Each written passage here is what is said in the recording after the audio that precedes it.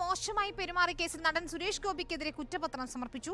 ബോധപൂർവമായ ലൈംഗികാതിക്രമത്തിന് IPC 354 പ്രകാരവും police ആക്ടിലെ 119A വകുപ്പ് പ്രകാരവും ആണ് കുറ്റപത്രം.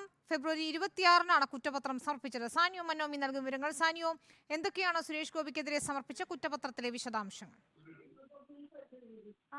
മാധ്യമപ്രവർത്തകരുടെ പരാതിയെ സാക്ഷ്യപ്പെടുത്തുന്ന രീതിയിലുള്ള സാക്ഷിമൊഴികളും വീഡിയോ ദൃശ്യങ്ങളുടെ തെളിവുകളും ഒക്കെ പോലീസ് നേരത്തെ തന്നെ ശേഖരിച്ചിരുന്നു. ഈ സാഹചര്യത്തിലാണ് ആദ്യം ചുമത്തിയ 354A വകുപ്പിന് പ്രകാരം പിന്നീട് IPC 354 തന്നെ ചുമത്താൻ പോലീസ് തീരുമാനിച്ചത്.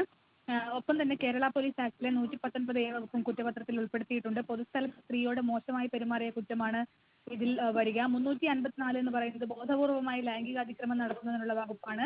ഏതായാലും നേരത്തെ തന്നെ സുരേഷ് ഗോപിക്ക് ഹൈക്കോടതി മുൻകൂർ ജാമ്യം അനുവദിച്ചിരുന്നു.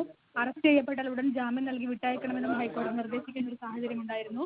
ഈ 354A വകുപ്പ് എന്ന് പറയുന്നത് 2 വർഷം വരെ തടവും പിഴയും ലഭിക്കാനുള്ള കുറ്റമാണ്. കേരള പോലീസ് ആക്ടിലെ 119A വകുപ്പും ഈ കുറ്റപത്രത്തിൽ ഉൾപ്പെടുത്തിയിട്ടുണ്ട്. ഇക്കഴിഞ്ഞ ഒക്ടോബർ 27-നാണ് കേസിന് ആസ്പദമായ സംഭവം നടക്കുന്നത്.